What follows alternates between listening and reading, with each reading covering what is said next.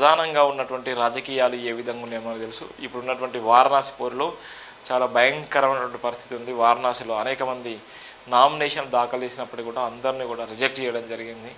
అక్కడ నేను కూడా 3 సెట్లు నామినేషన్ జరిగింది. 3 సెట్లను కూడా వాళ్ళు రద్దు చేయడం జరిగింది. ఎందుకోసం అంటే ఇక్కడ వరంగల్ ఎంపీగా నేను ఉన్నాను, కానీ అక్కడ వారణాసిలో ఎలక్షన్ కమిషన్ మాత్రం అక్కడ తీసుకోలేదు. అక్కడ ఉన్నటువంటి రూల్ కానీ, ఇక్కడ ఉన్నటువంటి రూల్ కానీ, భారతదేశంలో ఉన్నటువంటి రూల్ కానీ, ఎలక్షన్ కమిషన్ ఆఫ్ ఇండియా అందరికీ ఒకే రూల్ ఉంది, కానీ అక్కడ మాత్రం విరుద్ధంగా ఉన్నటువంటి పరిస్థితి, చాలా అంటే చాలా విరుద్ధంగా ఉన్నటువంటి పరిస్థితి. ఎక్కడ లేని నాన్స్ అన్నీ ఓన్లీ వారణాసి కాన్స్టిట్యూషన్లో మాత్రమే పెట్టడం జరిగింది. అక్కడ చాలామంది కూడా చాలామంది అక్కడ రిజెక్ట్ అయ్యేటువంటి నేపథ్యం, అందరినీ కూడా రిజెక్ట్ చేసిన నేపథ్యం కూడా ఉంది. నేనైతే సాహసం చేసినటువంటి ఒక దేశ ప్రధాని మీద ఒక సాహసం చేసినటువంటి ఒక ఫీలింగ్ అవుతుంది.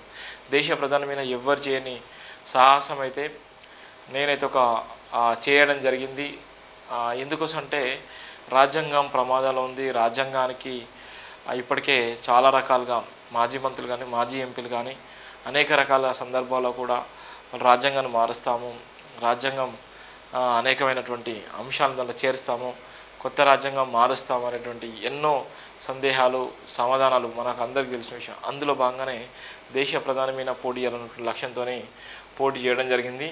అందు విషయంలో బాబాసాహెబ్ అంబేద్కర్ ఆశయాల్లో భాగంగా ఒక బలమైన లక్ష్యం అయితే నేనైతే సాధించిన అనుకుంటున్నాను.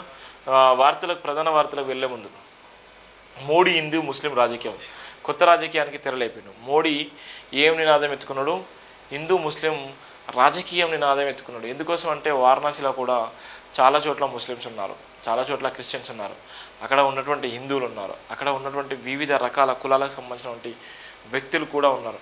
అక్కడ హిందూ అనేది ఒక వర్డే కాకుండా హిందూ ముస్లిం రాజకీయం అయితే దేశవ్యాప్తంగా, ప్రపంచవ్యాప్తంగా ఉన్నటువంటి చర్చ జరుగుతుంది. అందులో భాగంగానే ఇవాళ ఉన్నటువంటి హిందూ ముస్లిం రాజకీయం కూడా తెరలపైకి తీసుకొచ్చి హిందూ ముస్లిం రాజకీయం కూడా చేయడానికి గల కారణం ఏంటంటే ఓటు విషయంలో ఓటు ఎంత గొప్పదో, రాజ్యాంగం ఎంత స్పష్టంగా రాసిందో ఆ ఓటుకు మోడీ కూడా భయపడేటువంటి పరిస్థితి ఉంది. అందుకోసమే హిందూ ముస్లిం రాజకీయం చేస్తున్నారు. చాలామంది మేధావులకి, చాలామంది ఇంటెలెక్చువల్స్కి తెలియని విషయం ఏంటంటే ఇలా ఓటు విలువ తెలుసుకోకుండా ఇలా వాళ్ళకు ఉన్నటువంటి పరిస్థితి పరిజ్ఞానాన్ని కూడా అమ్ముకునేటువంటి నేపథ్యం. అందుకోసమే ఇలా ఉన్నటువంటి మహా మేధావులకి ఇలా ఓటు విలువ తెలిసి, ఓటుకున్నటువంటి బలం తెలిసిన తర్వాత వాళ్ళు ఓటు రాజకీయాలు చేయకుండా ఇవాళ వాళ్ళు చేసేటువంటి రాజకీయాలు ఏంటంటే ఇవాళ మతాల రాజకీయం చేస్తున్నారు. ఆ మతాల రాజకీయం ఇవాళ మోడీ చేస్తున్న రాజకీయం కూడా మనం చూస్తున్నాం. మోడీ హిందూ ముస్లిం రాజకీయం కూడా మనం చూస్తున్నాం. ఎన్నికల సమావేశాల్లో ఈ 2 పదాలు వాడకం అధికం. ప్రధానంగా ఒక వర్గం టార్గెట్గా ద్వేషపూరిత ప్రసంగాలు. తాను ఎప్పుడు అలా అనలేదంటూ ఇటీవల ఇంటర్వ్యూలో ఒక బుకాయింపు చేసిన నేపథ్యం కూడా మనం చూస్తున్నాం.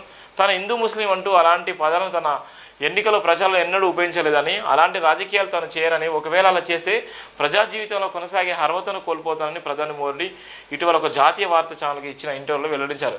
తన ప్రసంగాల్లో మతం ఉండదని చెప్పారు. అయితే ప్రధాని చెప్పిన మాటలు ఆయన చేతులకు విరుద్ధంగా ఉన్నాయి. హిందూ ముస్లిం పదాలను ఆయన తన గత ప్రసంగాల్లో అనేకసార్లు వాడినట్టు స్పష్టమవుతుంది. ఇక యాదా రాజా తాదా ప్రజా అన్న విధంగా బీజేపీ సోషల్ మీడియా ఖాతాలు సైతం ముస్లిం దాపాదాలను ఎన్నికల కోసం అనేకసార్లు వాడాయి. ఎక్కువ మంది పిల్లలు కన్నవారు చొరబాటుదారులు అంటూ మోడీ గతంలో చేసిన వ్యాఖ్యలపై దేశంతో పాటు అంతర్జాతీయంగా తీవ్ర వ్యతిరేకత వచ్చింది. ఈ ఎన్నికల్లో పార్టీపై మరింత తీవ్ర ప్రభావం చూపే అవకాశం ఉండడంతో మోడీ తన వ్యాఖ్యలపై దిద్దుబాటు చర్యలకు ఉపక్రమించారు. ఇందులో భాగంగా యూపీలో పర్యటించిన మోడీ ఒక జాతీయ వార్తా ఛానల్తో మాట్లాడి తన వ్యాఖ్యలకు వివరణ ఇచ్చుకోవాల్సిన పరిస్థితి ఏర్పడిందని రాజకీయ విశ్లేషకులు అంటున్నారు. నేను ఆశ్చర్యపోయాను. ఇది ఎవరు చెప్పారు? ఎక్కువ మంది పిల్లలున్న ప్రజలు గురించి మాట్లాడితే ముస్లింలకు ముడిపెడుతున్నారు. ముస్లింలకు ఎందుకు ఇలా అన్యాయం చేస్తున్నారు? వారు తమ పిల్లలకు చదువు చెప్పలేకపోతున్నారు. మతంతో సంబంధం లేకుండా ఎక్కడైతే పేదరికం ఉంటుందో అక్కడ ఎక్కువ మంది పిల్లలు ఉంటారు.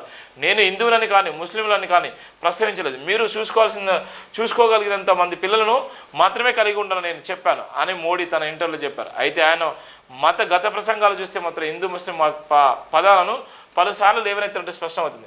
పశ్చిమ బెంగాల్లో ఈ నెల 12న హౌరాలో నిర్వహించినటువంటి హిందువులకు సంబంధించినటువంటి ఓ మీటింగ్లో చేసిన వ్యాఖ్యలకు మోడీ రాజకీయం ఎంత బలంగా ఉందో మనం చూస్తున్న నేపథ్యం కూడా మనం చూస్తున్నాం.